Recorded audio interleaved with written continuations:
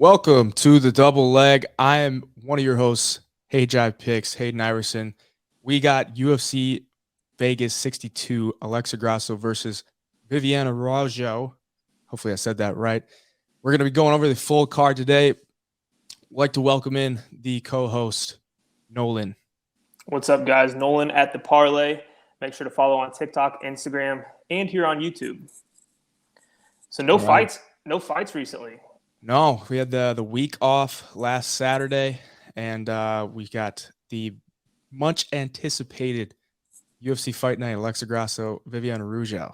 Probably the least anticipated main event of the year. But a couple decent fights on here, actually.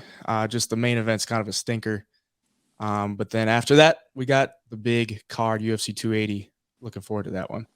Yeah, and I think the UFC had to have done this on purpose, right? You get a week off, a fight night, a week off, and then Grasso and Araujo, and then you're going to get the huge UFC 280 card, followed by some really good cards after that too. I think the UFC knows what they're doing, but it's been killer having 2 weeks off and 1 month of fights. I'm excited. Regardless of if this card is really good or not, I can't wait to see some fights on Saturday.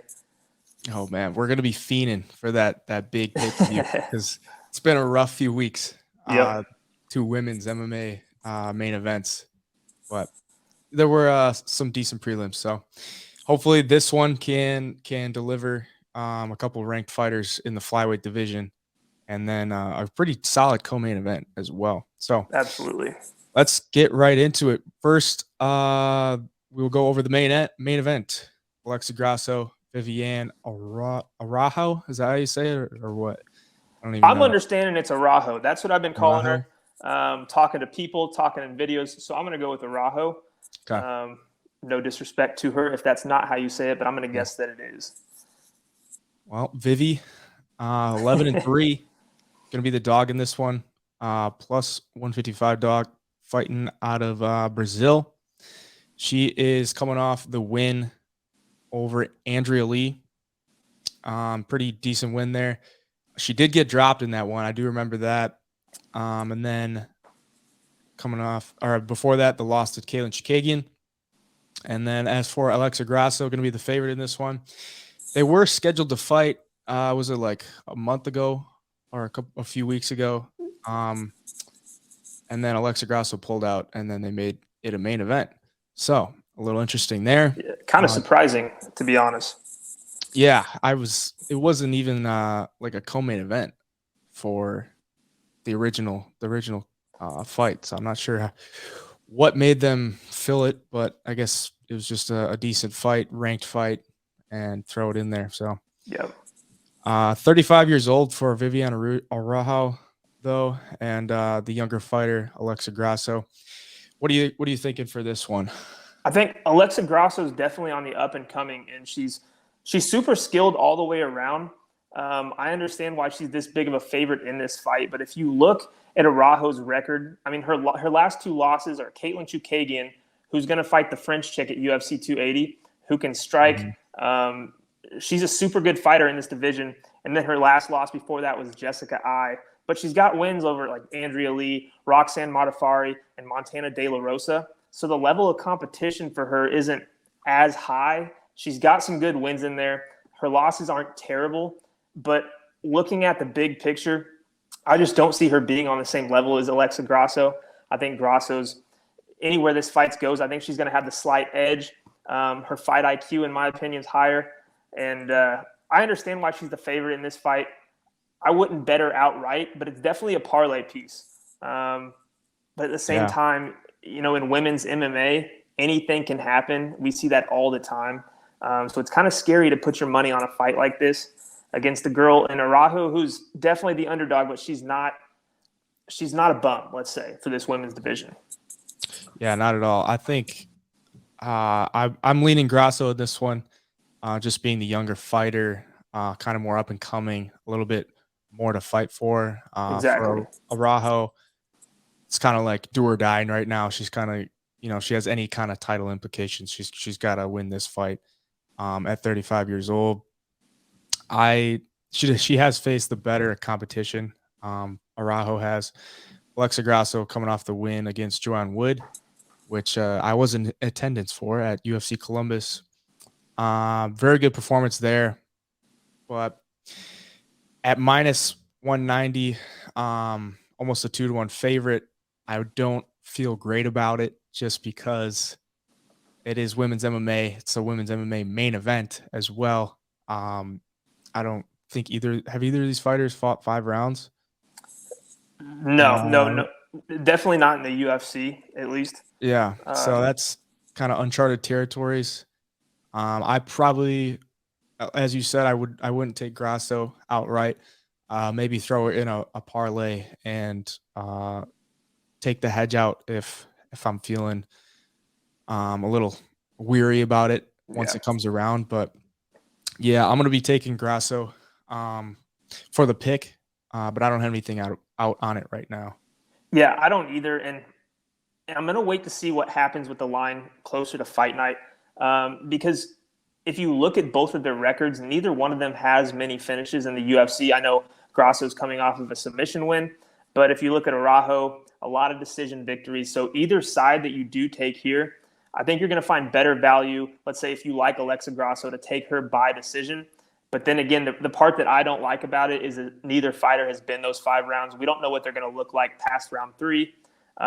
Is somebody going to get tired and get finished or submitted? You just don't know. So I hate not betting on a main event because it's what you waited for the whole entire fight night. Yeah. But for me, I just can't pull the trigger on anything. I don't see anything that I think, oh, this has got a great chance of hitting. Because again, like you said, and I said before, it's women's MMA, and you just don't know, especially with 2 fighters who don't have that main 5-round main card experience like these 2. Yeah, I think Grasso's ground game is pretty underrated, but she doesn't really try to take it there. Right. But for Araujo, like, she will go for the takedowns, and I'm interested to see if she does take her down, if that's going to be a benefit for Araujo, or if Grasso is going to be able to make her pay for that. So, yep, that's also a reason I'm kind of weary about it, because Grasso has a good ground game, but compared to Araujo, I'm not sure how it'll stack up. But exactly. let's move on to the co-main event. We got Jonathan the Dragon Martinez and Cub Swanson. Cub Swanson moving down to 135. His last fight was against Darren Elkins and he got the KO. And then one before that was a loss to Giga Chikadze. So pretty decent competition there. Obviously a legend in the UFC. For Jonathan Martinez, coming off 3 wins. Lazishvili, I believe that's how you say it. Yeah. Undefeated fighter there. Alejandro Perez and Vince Morales. These guys, despite Cub Swanson coming down in weight, they're pretty similar in stature. What are you thinking about on this one? I actually love Cub Swanson in this fight. And he's a legend of the game. He is getting a little bit older. And I'm interested to see what he looks like dropping down a weight class. But at the end of the day, this dude has so much experience. He's been in there with every single type of fighter. And if you break it down skill for skill, I do think he's better than Martinez in basically every aspect of mixed martial arts. I mean, Cub Swanson's got knockouts on his record. He's got submissions. He can be fun to watch at times. It's all going to come down for me to that weight cut to 135. Mm-hmm. I wouldn't say Cub Swanson has a bad chin, but we've seen him be clipped before. And Jonathan Martinez is a pretty good kickboxer. I mean, he's got good striking, and he will find the chin at one point or the other. And it's all going to boil down to if Cub Swanson can take the shots. I'm banking on that he will, but nonetheless, it's an interesting fight in the bantamweight division for sure. Yeah, I don't know if you heard, but Cub Swanson didn't do media day today because he had like a fill-in. He had somebody on his team filled in for him on media day, and they said that he just wanted to rest his voice because he's been doing a lot of interviews. Thought that was a little sketchy, especially with him coming down in weight. That seems a little sketchy as far as his energy, where that's at, and everything. For me, yeah, I have a hard time backing older fighters. I know you do too. Most people do, but he is not that old. He's at 30 years old, 38 years old, but he has had 40 fights. And Jonathan Martinez has looked really good as of late. So I don't know if I'm buying too high here on Jonathan Martinez, because his competition hasn't been near the level of Cub Swanson, and Cub Swanson can still throw down. He's got all of his power. Martinez not necessarily a big power puncher, but he's very technical. He's got really good leg kicks. I would also just be a little wary of Jonathan Martinez's chin. I know in the Alejandro Perez fight, he kind of got dropped a couple times. He was like dominating the fight on the feet, looking really crisp. And then there was just a couple times during the fight he would get clipped. And if that happens with Cub, I don't think he's going to be able to survive that. So I'm going to take Martinez. I really want to back him just because I like fading guys that are, kind of on the downslope of their career and backing guys that are on the upslope. He's 28 years old, so he's kind of entering his prime years, maybe a little before them. But I'm going to take Martinez. I don't have any bets on him right now. I would definitely keep an eye on the weight cut for Cub Swanson. So, Friday weigh-ins, be live for those and see how that looks. You got anything else on this one?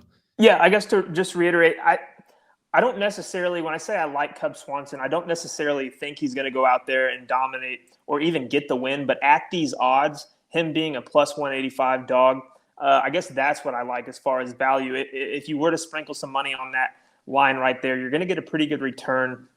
And I like the experience factor, but like you brought up, skipping interviews during media day, that's never a good sign in the UFC. That tells me he's probably struggling in this weight cut.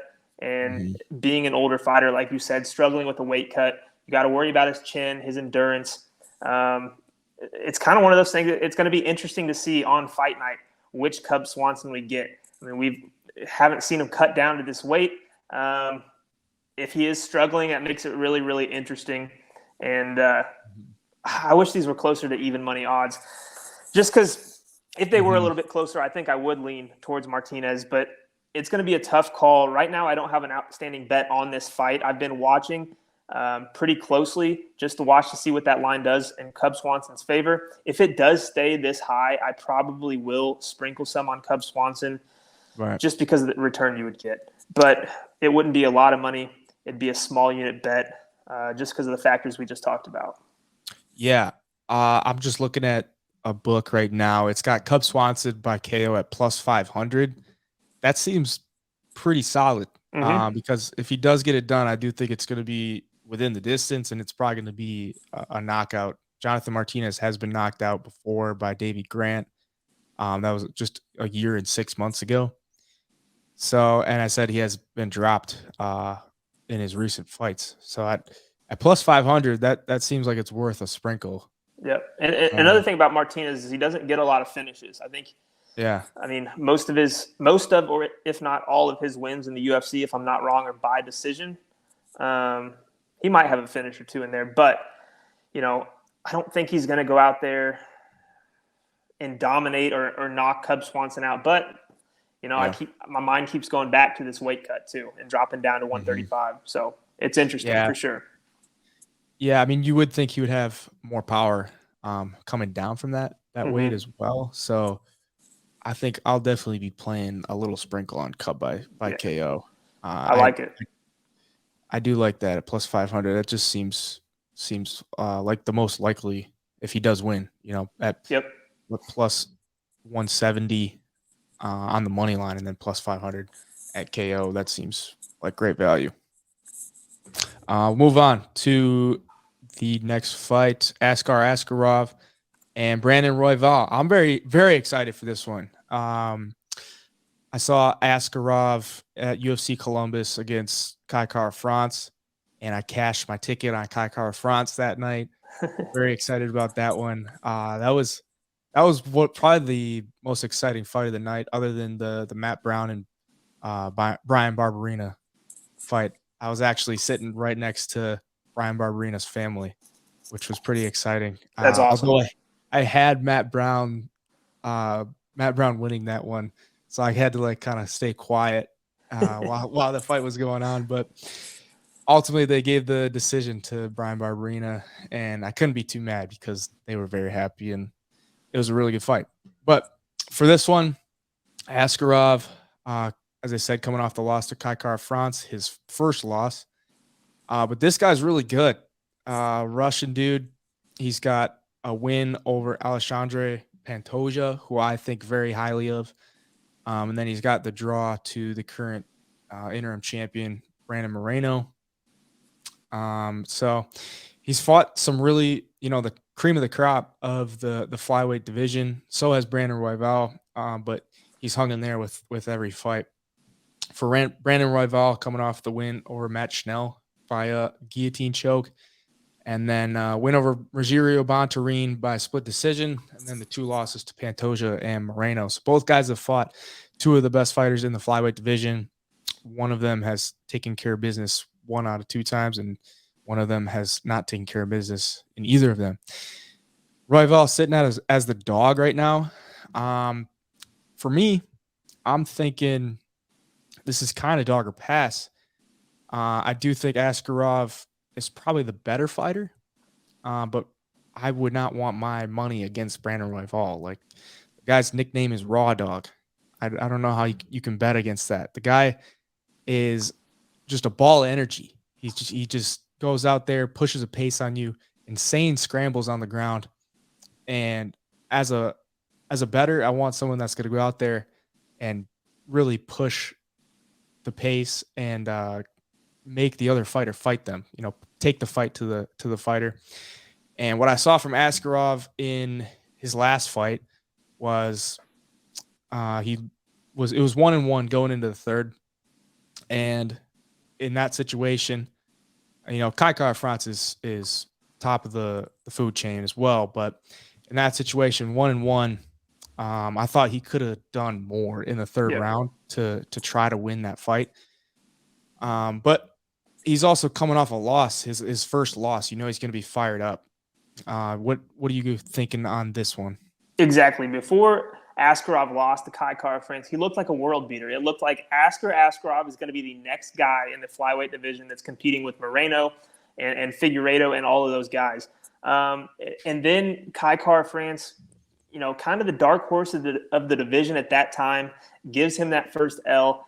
But I don't think it's a terrible loss for him. I think it's one that, not that he needed, but one that he can learn from. He's going to get better from. And like you said, I think he's going to come out fired up against Brandon Royval. But on the other side, dude, Brandon Royval is super underrated, in my opinion, and underappreciated. The dude's long for the division. He's 5'9" at 125 pounds. Like you said, his 2 losses, Pantoja and Moreno. And before that, he did beat Kaikar France by guillotine. So the dude's got skills all the way around. On the feet, he's kind of unorthodox, super long, but on the ground, dude, he's so flexible in those long limbs. He can wrap you up really, really quick. If he gets you caught in a guillotine and wraps those legs around, it's tough to get out of. He's a dangerous fight for everybody in the division. He's not necessarily the best fighter in the division, and it's probably not going to be the best fighter on Saturday night, but he is super sneaky in a lot of areas in mixed martial arts, and it makes him very, very dangerous, especially as a big underdog like this. Yeah, that's kind of the way I lean. It's like I do have one active bet on this. I got it on Bet Openly. Shout out Bet Openly. I think I got Royval at like plus 220 on the money line. So plus 222. So I think I had to take that. Just one unit, throwing it out there. And I feel pretty good about it at plus 222. Like, I'll take that, and I'll live with the result. If Askarov comes out and just puts on a masterclass because he's coming off the loss and he's really motivated, I can live with that. But for Royval, he's just, as a dog, I would always love to back him just because he loves to bring the fight to you. Here's my one kind of downfall on Royval is that this is going to be the most technical, solid all the way around fighter that he's fought in his last few fights. Coming off of a win against Matt Schnell, this is a whole nother beast than Matt Schnell. Oh yeah. So he's going to have to be prepared because Askarov's going to bring it. I think Askarov's a guy who lives, breathes, and eats fighting. He's going to be prepared. He's not going to want to take that second loss in a row, so it's tough. But like I said, Royval is so dangerous, and as that big of an underdog, there's some really good money to be made there as well. What's interesting, too, if you scroll down and you look, 75% of the votes on Tapology are going to Askarov and 25% to Royval, but most of those votes on Royval are by submission. And, with the size advantage and those long limbs, he could definitely find a submission in this fight. So it's interesting, man. There's going to be some money to be made if Royval wins, whether it's by submission or on the money line. It's a fun one. And I'm going to stick with Royval in this fight just because of the odds. I'm not necessarily going to, promote this pick or anything, but I do like his odds at, on the money line and then at submission at plus 500. Those are pretty damn good odds for a guy who gets a lot of submissions. Yeah, I think I'm with you as well. I'm going to take Royval for the sake of the pick, and then I said I had the bet on him for plus 222 on the money line. I'll definitely probably sprinkle a little bit on a submission. I'd look into as far as like fight goes the distance as well. I haven't looked too far into that yet, but I think this one could get finished. Royval is kind of a kill or be killed type of fighter. So Askarov doesn't have a ton of finishes, but with Royval's pressure, he might be able to find something as well. So absolutely. I think the total rounds right now over 2.5 is minus 140. So if you took the under 2.5 at plus 110, it's a tough fight to call, but there's definitely some money to be made all the way around in whatever betting category you can find on this fight. There's going to be some money out there. Definitely looking forward to it. Probably the fight I'm looking forward to the most because it's just going to be action. So moving on, we got Dusko, Todorovich, and Jordan Wright. Todorovich kind of up and down in the UFC. Same with Jordan Wright though. This one it's going to be action. Both guys kind of wild, going to bring the fight to you. I don't think Jordan Wright's ever been to a decision whether it's win or loss, but he is the dog here, and Todorovich, the almost 2-1 favorite. Who you got? I cannot bring myself to bet on Jordan Wright after some of the stuff I've seen in past fights. But Todorovich isn't a world beater by any means, but he's got some power. Mm-hmm. He finds some big shots, and I just don't know if it's a chin issue with Jordan Wright, but you look at him in the cage sometime and you think, how did this guy become a fighter? And no hate towards Jordan Wright. He's 12-3. He's obviously figures out a way to get wins. He gets finishes. He's a strong dude, but I just don't see him lasting that long inside the UFC, especially after some stuff we've seen from him. I do like Todorovich to get the finish and the knockout in this fight. I think he's got enough power to do it. I wouldn't be surprised if it's early. And I'm looking at the line right now, for him to win by a knockout, it's Todorovich minus 110. So damn near even money. So I think a lot of people, along with myself, feel that same way. I do definitely think we see a finish in this fight one way or the other, but right now I'm leaning towards Todorovich. Yeah, I'm pretty much the same way. This one's not going the distance. I'd be surprised if it makes it to the third round or even the second round.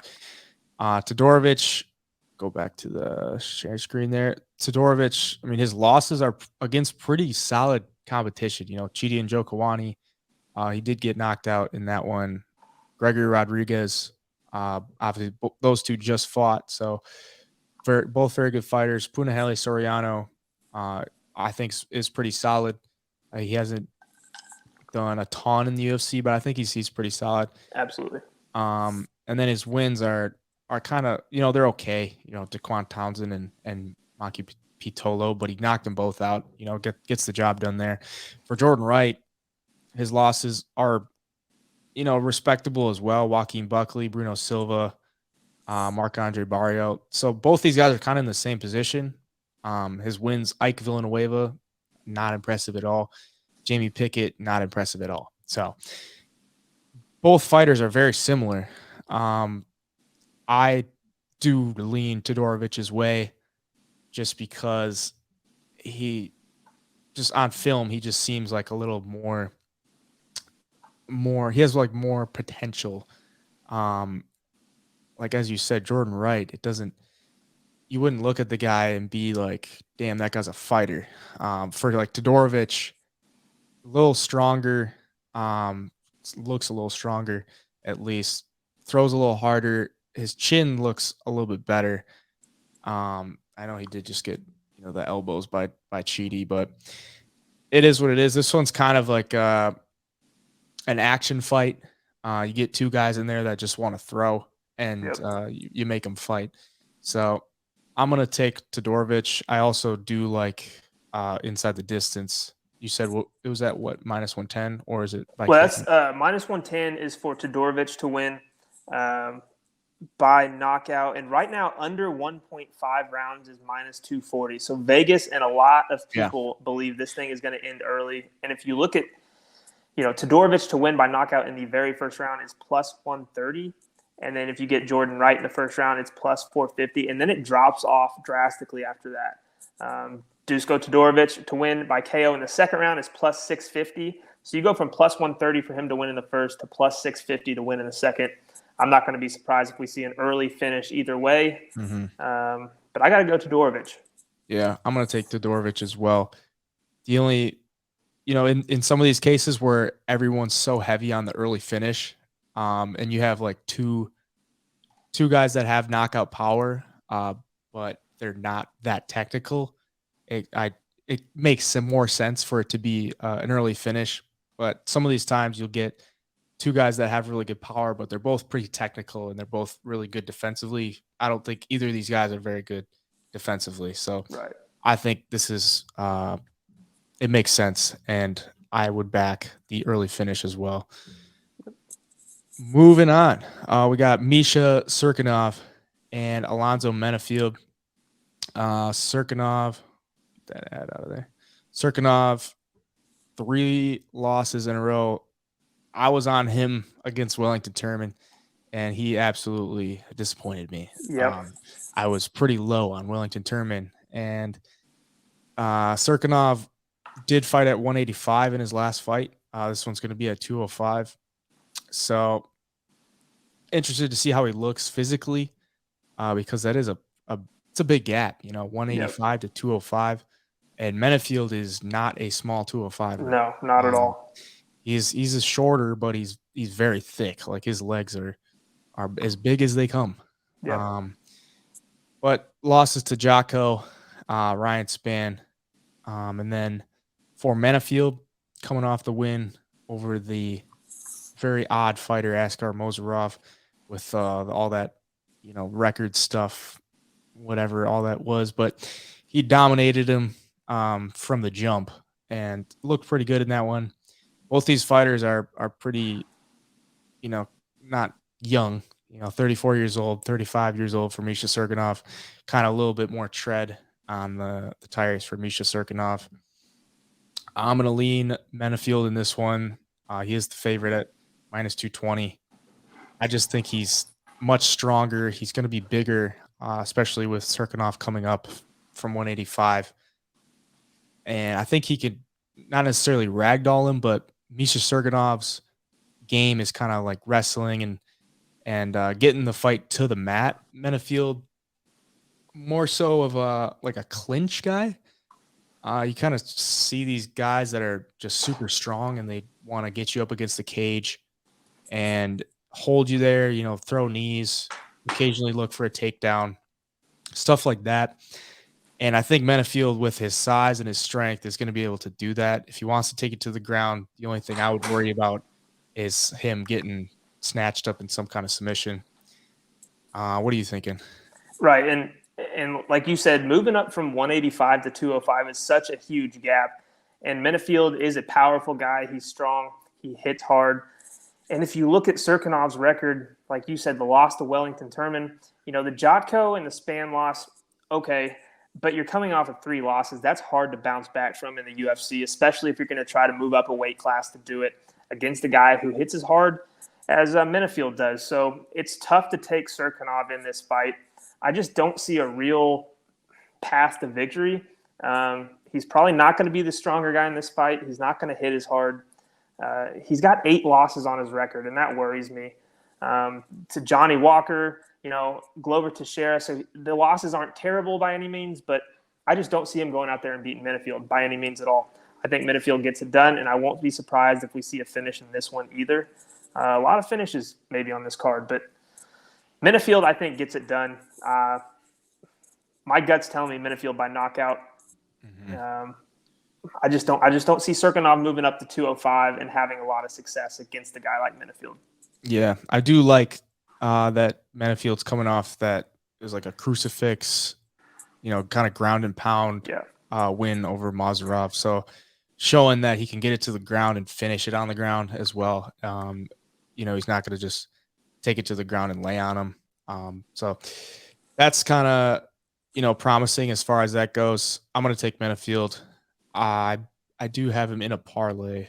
I was going to say, I think he's a good parlay piece. I really do. Yeah. At minus 205 right now on draft. I think it's a great parlay piece. Yeah, I think, when you look at like parlays, for me at least, I want to look at, one or two or three of the guys that I'm most confident in. I'd probably be most confident in Menifield. I'm willing to bet that he doesn't get submitted at this point, because unless he gets submitted, I think he wins this fight, right? Whether it's by decision or knockout. So I'm willing to bet at this point that he doesn't. I'm with you on that. All right. Moving on to the next fight, Mana Martinez and Brandon Davis. This one could be, a pretty decent fight. Mana Martinez got pretty good hands, coming off the loss to Ronnie Lawrence, where he kind of got dominated for the first 2 rounds in the wrestling. That is a weak spot of his, takedown defense. And then in the 3rd round, he just kind of came alive and almost pulled it off and knocked out Ronnie Lawrence, and ultimately made me buy really high on Ronnie Lawrence against Saidjikov Kakramanov, and that did not work out.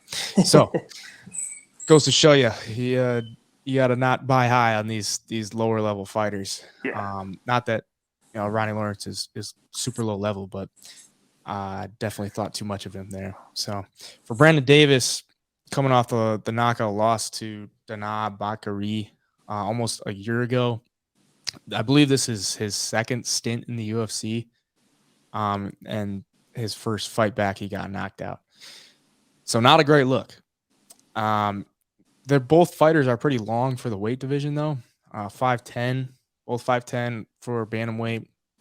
What are you thinking on this one? Mana Martinez has that weird style. If you watch him, he's moves a lot in the striking department on the feet. He's in and out. He does some weird stuff with his hands, so he's hard to read on the feet. I think he's going to have the advantage. Not a bunch of high-level experience by either of these guys. You got Martinez, like you said, lost to Ronnie Lawrence. Got the win over Canetti, who we just saw with a big upset win. But I don't know. It's tough to call in fights like these because I don't think I've seen enough of these fighters at the higher level to be confident in either one of them. But I like what I've seen out of Mana Martinez skill-wise more. And for that reason, I've got to lean towards him in this fight, but not one of my more confident picks of the night by any means. But I've got to go with Mana Martinez. Yeah, I'm same here. I got to lead Mana Martinez in this one. Just better on the feet. Could throw some weird wrenches at Brandon Davis that he hasn't seen before. As you said, kind of a weird style. Doesn't look like really imposing on the feet, but he does connect on a lot of his shots. Right. He does have pretty good chin as well. So I think if this fight stays standing, he'll win. I don't know that he gets it done within the distance because he doesn't necessarily overextend himself on shots. But after watching that 3rd round against Ronnie Lawrence, he is capable if he wants to do that. But I'm going to take Martinez. I don't have anything on it right now. but this one isn't necessarily the highest level. Right. And the thing that's selling me on Mana Martinez is that I watched Brandon Davis fight Dana, and Dana is a great fighter, a lot of power, gets the knockouts, but Davis didn't have great head movement in that fight. He wasn't getting out of the way of any of Dana's punches. And like you said, Martinez can be pretty accurate. He's going to find the chin. And if Davis doesn't work on that movement in and out of the pocket, if he doesn't work on that head movement, I see Mana Martinez taking this thing. I'd love to see a finish out of him, but right now, Mana Martinez money line is kind of where I'm at, minus 155. So there's still some value there. It's not a big parlay piece yet. I think this line is going to move towards Mana Martinez as we get closer to fight night. But right now at minus 155, that's exactly where I'm at. That's what I will be taking. Definitely not a lock or anything like that, but definitely Mana Martinez is where my bet's going. Yeah, this fight card in general, like a lot of these fights are tough to find any kind of fight near even money. Like minus 155 seems like a decent price. Like most of these fights are, if you want to pick the favorite, he's going to be minus 200 or around there. So Mana Martinez at minus 155 is not bad, and I honestly might play it as well. I did have Brandon Davis in my notes as well, having pretty bad defense on the feet. Kind of leaves his hands low and takes a lot of shots on the chin. Moving on though, Raphael Asuncao and Victor Henry. The legend Asuncao, 4 straight losses. I kind of hate to see that. But against really good competition, like you can't take that away from him. Ricky Simone, Cody Garbrandt, Sandhagen, and then Marlon Moraes, who is taking a fight in the PFL now, correct? Yep. He's in the PFL, along with a lot of other UFC fighters, ex-UFC fighters right now. Yeah, they're taking them all because they can pay him a little bit more. And if you're the UFC, it's like, whatever, we'll just create somebody else. We got the platform, we'll do it. But 40 years old for Asuncao. Victor Henry just made his debut against Raoni Barcelos, got the win as a pretty big underdog there. That was a bit of a shock, but he looked insanely good. 35 years old, though, making his debut.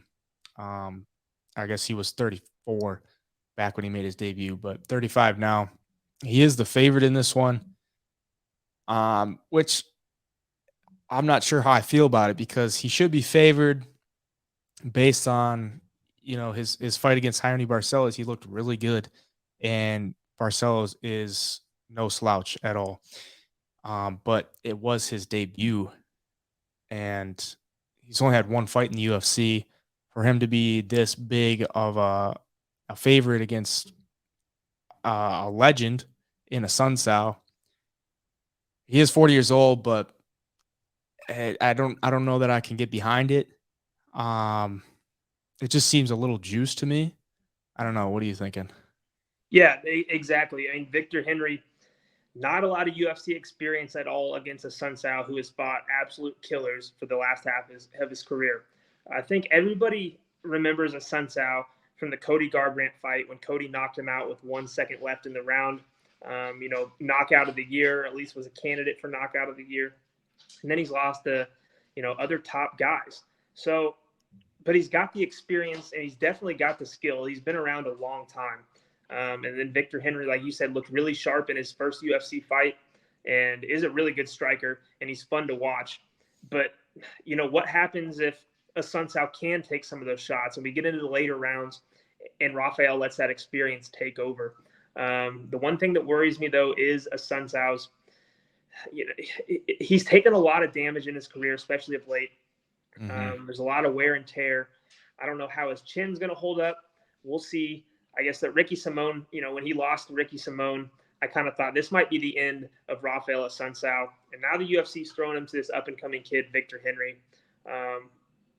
It's a tough call to go with Asuncao, just based off what we've seen. Right. But on the other hand, what we have seen has been against guys like Ricky Simone, Corey Sandhagen, Moraes. So there's definitely an experience factor there. I just don't see him getting it done against Victor Henry. I think Victor Henry gets it done. But at minus 365, like you said, that's pretty wide going up against a guy like Raphael who has been around for a long time. Not a lot of value there on the money line. But to get him Victor Henry by knockout, it's plus 165 right now. If you're going to play anything, I think that's what you have to lean towards. Yeah, I would agree. I did look. Some people, I guess, only 8% of Tapology has Henry by sub. But Henry does have like 8 submission wins on his record, and if I have that correct, and a Sun Sao has been submitted twice. And the prop for Victor Henry by submission is plus 1100.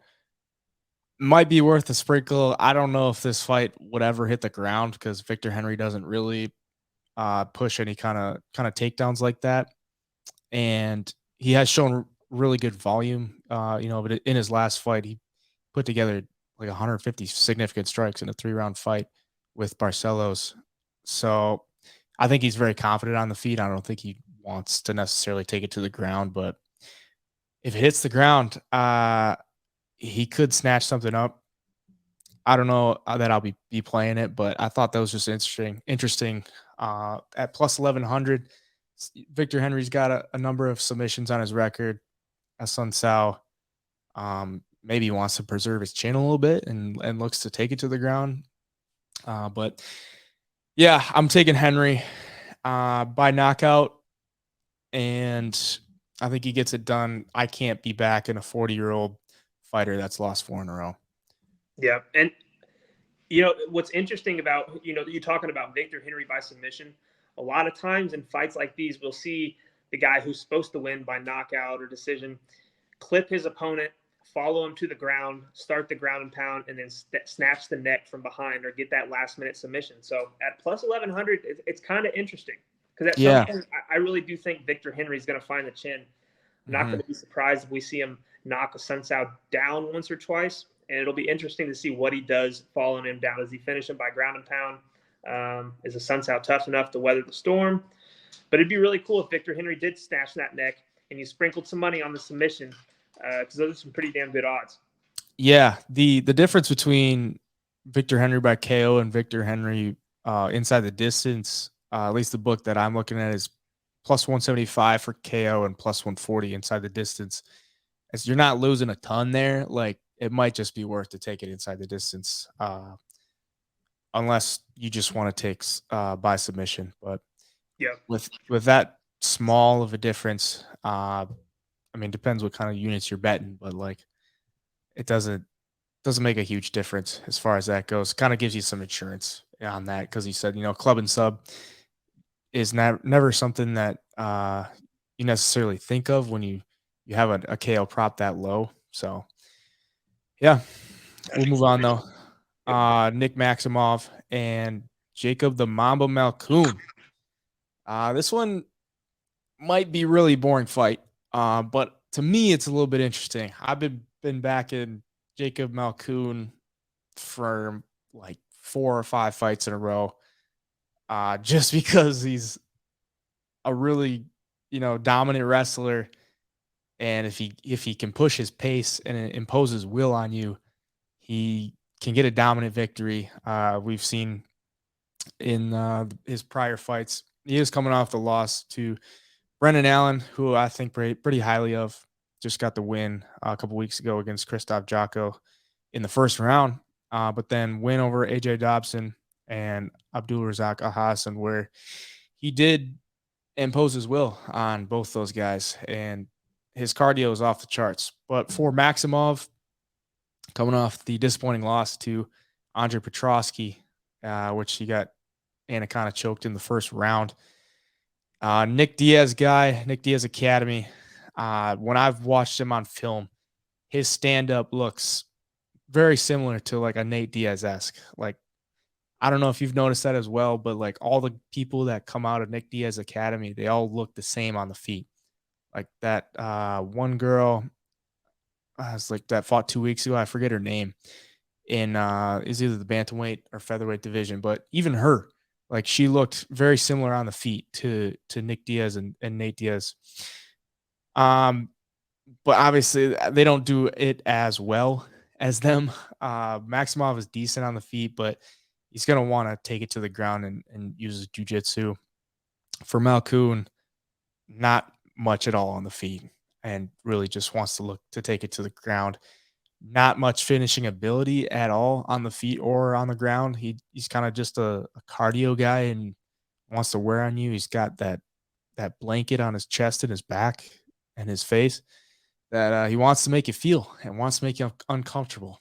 But I'm leaning Malkoun in this one, just as the dog, and he's kind of like, he's been good to me in the past.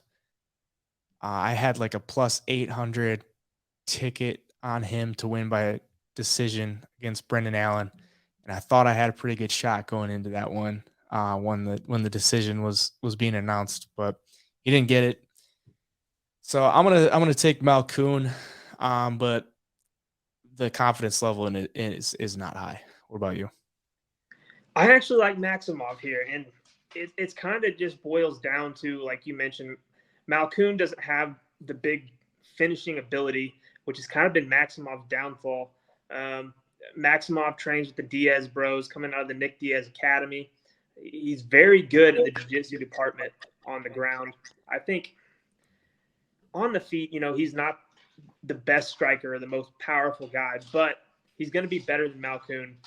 And he's also got a pretty good wrestling, display as well. So if he can keep it on the feet, and I expect him to be able to, at least the first couple of rounds, keep this thing on the feet. If he does get taken down, use the jiu-jitsu to get into a better position to get back to his feet and let his hands go a little bit. If he can let his hands go in this fight, I think he's got a good shot to win. I don't think he's going to knock Malkoun out by any chance.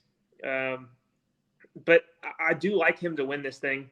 And decisions plus 140. So you're going to get some plus money. But at minus 130, there's some value there on him too. But like you said, Malkoun is a good enough wrestler, and he's tough. He's not going to be an easy out for Maximov by any means. And if you get him on the money line plus money too, it's hard to pick. But I'm just leaning Maximov. I've seen more out of Maximov that I like. Malkoun's kind of that, I don't want to say one-trick pony, but he has the wrestling and he relies on it a lot. So it's going to be interesting to see what he does with a guy who's skilled on the ground and has some decent wrestling himself. Yeah, and Maximov being the younger fighter, he's been around Nate a lot, especially after that pay-per-view. He's kind of gets more acclimated to the fight game and everything.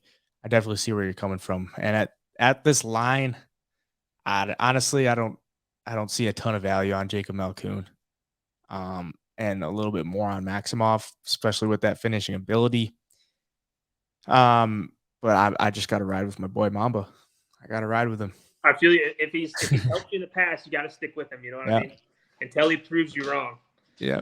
If he loses this one, he might be off the roster because that's back-to-back losses. But I'll ride with him. Yep. We'll move on though. Joe Anderson Brito and Lucas Alexander. Alexander filling in kind of on short notice. But Brito coming off the knockout win over Andre Feely. Explosive guy. And then Lucas Alexander making his debut. A little bit of a height advantage there, 5'11" to 5'8". Who you got in this one? I just watched Brito's fight from the Contender Series today, and he's super athletic and super explosive. We haven't seen a lot of Lucas Alexander. He's got a couple losses on the regional scene. Brito is 13-3, a little bit more high-level experience. But watching that fight on the Contender Series, he was able to blast double legs. He's able to get the takedown. He was fighting a guy with really good jiu-jitsu and, overall defended it super well, landed some big shots on top. He hits hard, and he swings a little bit wild, but he seems to find the chin. Like you said, Lucas Alexander is going to be a little bit taller, 3 inches taller, going to have the reach advantage. But I like Joe Anderson Brito here, and I like him by knockout. Believe it or not, he swings hard, and that's what I kept going back on. That's what I was keying in on watching his past fights.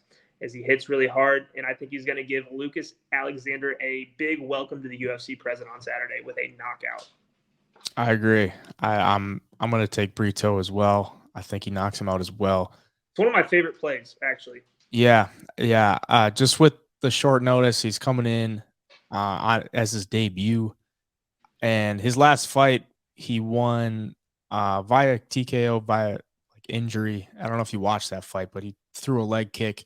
Yeah. The guy like went to block it, broke his arm, and just was like, "Yeah, I'm done. I'm not gonna fight with a broken arm." Yeah. So you can't like knock him for breaking a guy's arm, but at the same time, I don't know if it was in like the first or the second round, but that was 7 months ago as well. He could make some improvements. Both guys are 27 years old. But I'm going to take Brito. I also think if you, I watched the Bill Algeo fight the other day, and I thought that definitely could have been a split. I thought it was a little bit closer of a fight than a UD to Algeo. And then the knockout on Feely is impressive. You know, Feely's pretty durable for that weight division. He's fought really good competition. I think that's a really good win. He was a pretty solid dog in that one as well. So yeah, I'm gonna take Brito by knockout as well. Looking at Tapology on this one too, 69% of people have him by knockout, 92% overall on the money line. So people are very heavy on Brito, which doesn't necessarily mean that he's going to get it done, but makes you a little bit more confident, I guess. Yep. Moving on, we got some more women's MMA. Pierre Rodriguez, Sam Hughes. Sam Hughes coming off back-to-back wins. Kind of a changing point for her career. Her losses are not to any bums, though. Tisha Torres, Loma Luke Boumne, and Luana Pinheiro. Wins are kind of against bums, though. Estela Nunez and Elise Reed. Elise Reed's not terrible, but if you get a decent wrestler with Elise Reed, she struggles. Yeah. And then for Pierre Rodriguez, got the win on Dana White Contender Series almost a year ago. And then the win in her debut against Kay Hansen. I had Rodriguez in her debut to win over Kay Hansen. I don't think Kay Hansen is that great. I think she really struggles on the feet, struggles getting the fight to the mat. She has, good jiu-jitsu, but overall, she's not a very complete fighter. Pierre Rodriguez, pretty complete fighter. She also looked to take her to the ground in that fight, which, seemed promising to me that she's confident in taking a fight to the ground against a pretty good jiu-jitsu specialist, and kind of took the fight to her as well. I wanted to fade, or I still kind of do want to fade Pierre Rodriguez. I think Sam Hughes is kind of making a big change in her career right now. I know she moved to Fortis MMA, kind of went all in on her career and has gotten a couple wins in dominant fashion. I mean, she's a pretty strong wrestler, and if she can impose her will on Pierre Rodriguez, I think she can get it done. On a card like this where there's a lot of 2-1 favorites, you kind of look for spots where, there's going to be dogs that come through. And if I'm going to bet on a dog to come through, women's MMA is never a bad spot to look. And especially a women's MMA wrestler that is aggressive with her wrestling. That's kind of been her problem in the past as far as her losses go. She hasn't looked to impose her wrestling will on these girls. And in the past 2 fights she's got wins. Why change it? But, if I'm going to back her, she might just change it. So I'm going to take Sam Hughes. Who are you thinking? Yeah, I've been on the wrong side of every Sam Hughes bet in the last 3 fights she's had. And she has really had kind of this resurgence in her last 2 fights. She's looked a lot better. She's made some changes. And, I think she is the underdog coming into this fight because people remember her when she was taking her losses. But against Pierre Rodriguez, a girl who doesn't have as much UFC experience, the win over Kay Hansen is not what everybody thought. She ended up, falling off pretty hard. So I got to lean on your side as well, Sam Hughes. I think Sam Hughes is continually improving. I think we're going to see more improvements in this fight.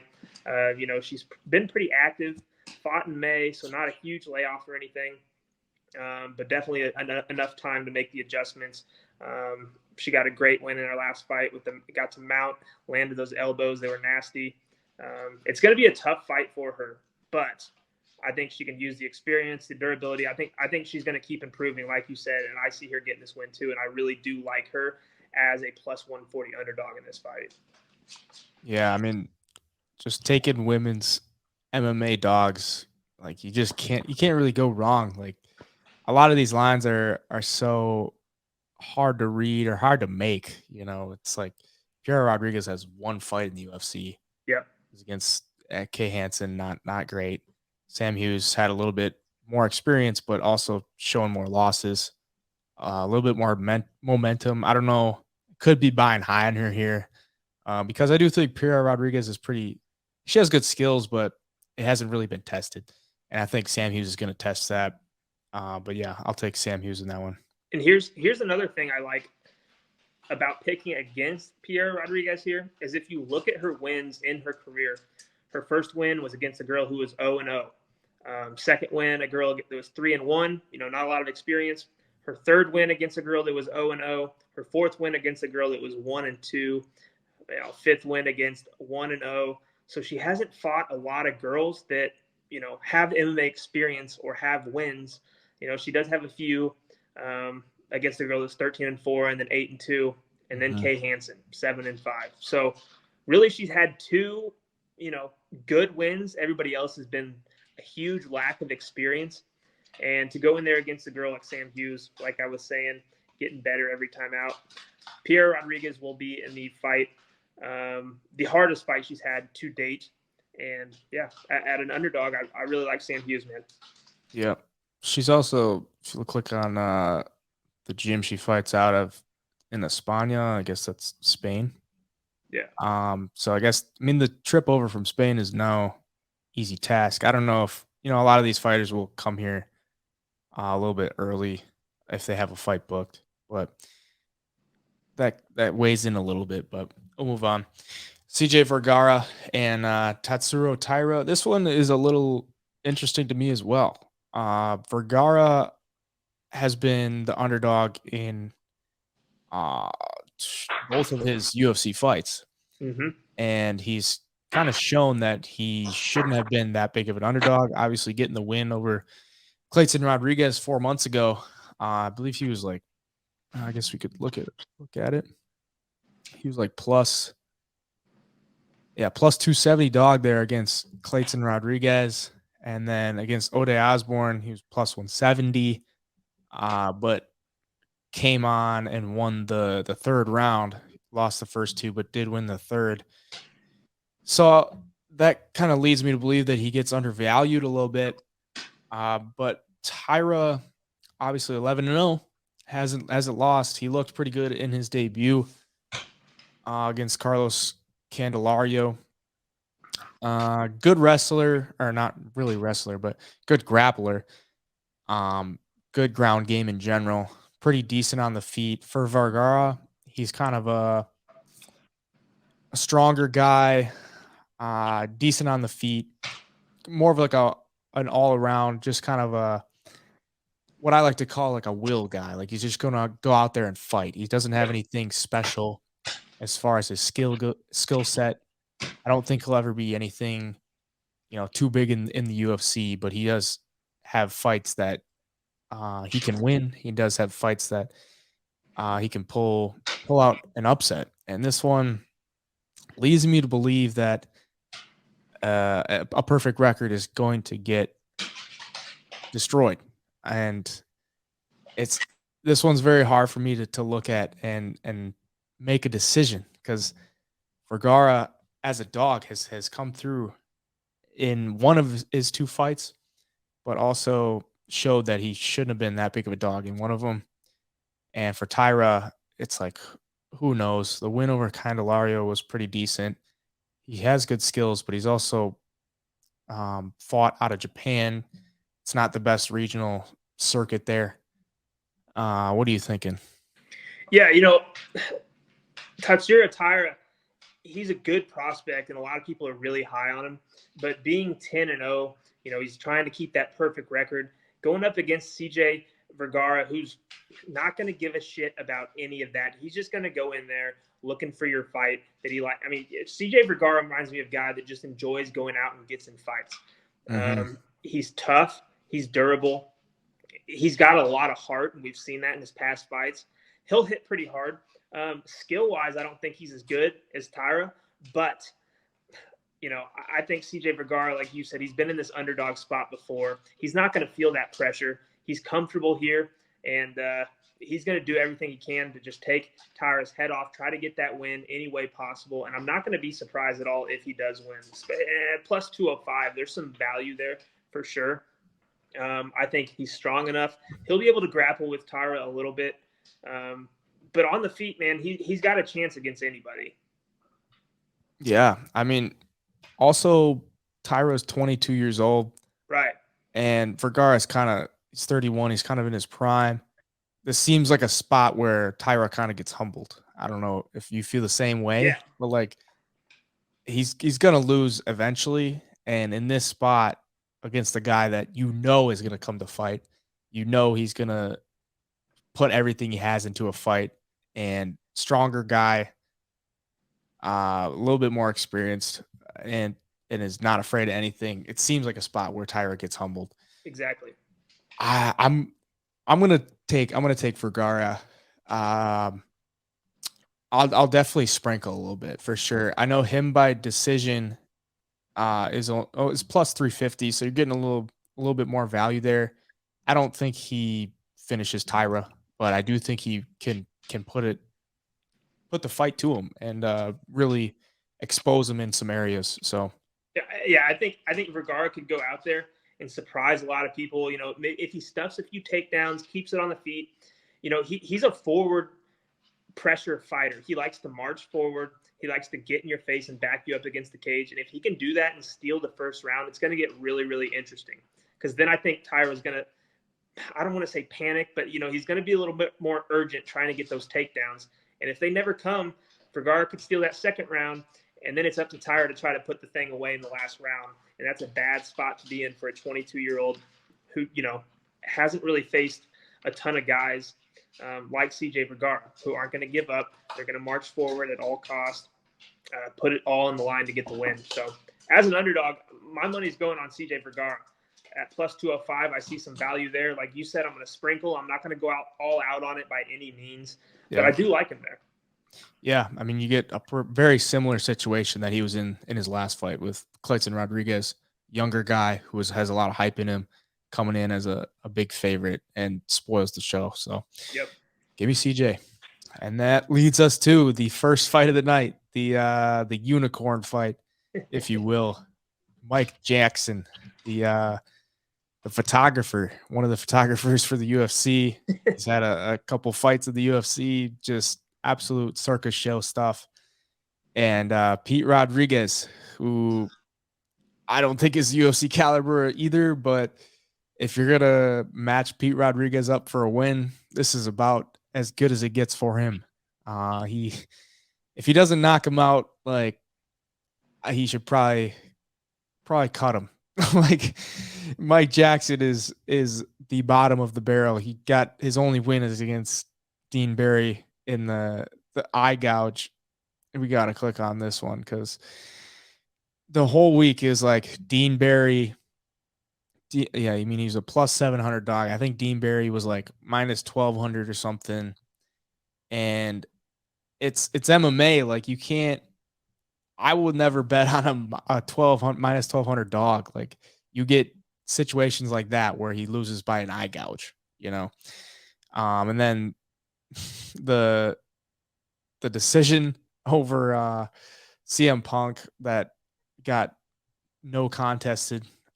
Was it like a drug charge or something, or a drug test or whatever? Yeah. And then the loss to Mickey Gall. Like, this is just, I'm just surprised. Like, this is still a thing that we're giving Mike Jackson fights still. And I'm obviously going to take Pete Rodriguez, but the dude is a welterweight at 5'9". It's pretty short.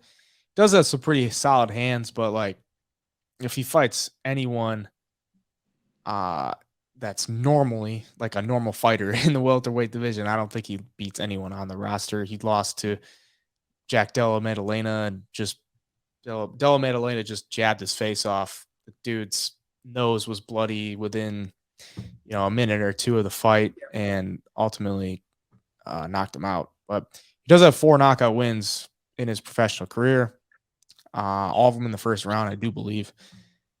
So that leads me to believe it's going to be a first round knockout for Pete Rodriguez. If he doesn't, cut him on the spot. What are you thinking? I hate this fight. I really do. And, Mike Jackson, when he fought CM Punk, which was an absolute circus show to bring CM Punk into the UFC anyways, but, he had every opportunity to finish him and he wouldn't. Dana White was pissed off after the fight, was saying he'll never fight in the UFC again. And then here we are against in his last fight against Dean Barry, a guy that was, from Ireland. People thought, okay, he's going to go in there and knock him out. And then he gets the disqualification. I believe that was disqualification, right? I don't. Yeah, no, it was. They called it a win for Mike Jackson. By DQ. Yeah. Yeah, by DQ. Yeah. So, I mean, the guy's what, 1-1, still fighting in the UFC somehow. I don't get it at all. And then Pete Rodriguez, he's got some good boxing against, like you said, against Jack. He got his face jabbed off. It was pretty bad. But Mike Jackson has a little bit of kickboxing experience. I guess you could say maybe he could find that same jab. It won't be anywhere as near as good as Jack's. But this is just a fight that I wish we could skip and go to the second fight of the night. Minus 600, minus 650 for Pete Rodriguez. There's nothing to do in this fight because, you put all your marbles on Pete Rodriguez by knockout. Maybe he loses by disqualification again. Right. For Mike Jackson. But it's just one of those fights I wish they would have left off the card and not even messed with bringing Mike Jackson back for whatever reason they did. I hate it. I'm not going to be betting on this fight. I can't bring myself to do it. I can't get excited for it. So those are my feelings about it, though. Yeah. I mean, I agree with you. The only way I would bet this is Pete Rodriguez by first round knockout. Right. And what I've seen is like minus 160. At that point, it's like, I don't know, man, it's the most obvious outcome. But at the same time, like you said, in a circus show fight like this, it's like, is it really that predictable? And if you watch the fight with Dean Barry and Mike Jackson, like Mike Jackson made it even more of a circus show. Like he was pulling these weird antics, like talking weird with Dean Barry, because he kept getting nut shotted as well. That was a problem. And then ultimately gets the eye gouge, and Dean Barry loses. That was his first fight in the UFC. He loses to Mike Jackson. He gets cut. So, and it's kind of similar, with the odds. You look at it. Dean Barry was a huge favorite, to knock out Mike Jackson. The odds were, it was. I'm going to guess between minus 150 and minus 200. Nobody thought Mike Jackson had a shot, and then you get some fluke disqualification by eye gouge. That's just exactly why I stay away from these types of fights. You never know with Mike Jackson. Something screwy is going to happen every time he's in the octagon. So for those reasons, I got to stay away from it. But if you did have to put money on it, I'd say Pete Rodriguez by knockout, just because his boxing is good. And Mike Jackson, I just don't think is good whatsoever. Just imagine all the mixed martial artists around the world that would love to be in the UFC, and Mike Jackson's taking a fight away from him. Yeah. It's crazy. The truth, Mike Jackson. But that is the last fight on the card, the first fight on the card. From what was originally the main event of Jared Cannonier and Sean Strickland, got scrapped, and now we're left with Alexa Grasso, Viviane Araujo. So I guess from the top down for my picks, I got Alexa Grasso, Jonathan Martinez, Brandon Royval, Dusko Todorovich. I'll share the screen here. Dusko Todorovich, Alonzo Menifield, Mana Martinez, Victor Henry, Jacob Malcoon, Joe Anderson Brito, Sam Hughes, CJ Vergara, and Pete Rodriguez. How about you? I like it. And, I'm going to be pulling for some slight underdogs to win on this fight or on this fight card. I think we will see a couple of them. And so I'm going to lean Alexa Grasso. I got to stick with Cub Swanson. It's a big if. We'll see at 135, and we'll see how this weight cut treats him. But I got to stick with Cub Swanson for those odds.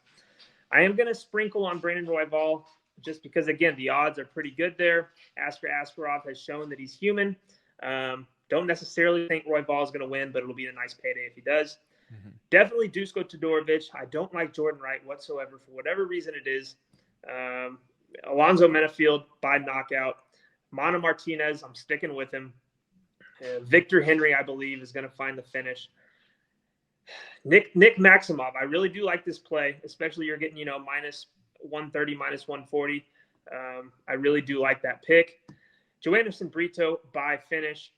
Sam Hughes, I got to take the underdog in that one. I'm going to take the underdog in CJ Vergara, and Pete Rodriguez is going to win unless he gets something screwy. But, I do like some of these underdogs like Sam Hughes and CJ Vergara. It seems like in these not lower level fights, but some of the first fights of the nights on some of the more inexperienced fighters, you do tend to see more underdogs win and some bigger upsets. So I am hoping we see that on Saturday night and cash some good tickets. Definitely. I'm just looking at these canceled bouts here. That Melsic Bagdasarian, Joe Anderson Brito would have been a good fight. And then Neil Magny and D-Rod would have been a good fight as well. But absolutely sucks that they got canceled. For me, I'm going to pull up my active bets right now. Only thing I have active right now is Brandon Royval on the money line. And then I got a 2-leg parlay between Menifield and Todorovich at plus 115.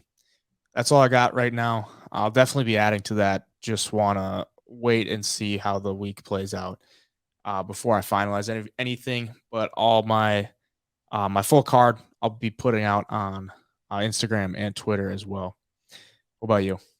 Yeah, I love waiting towards the end of the week, especially when you're betting on some favorites. A lot of times,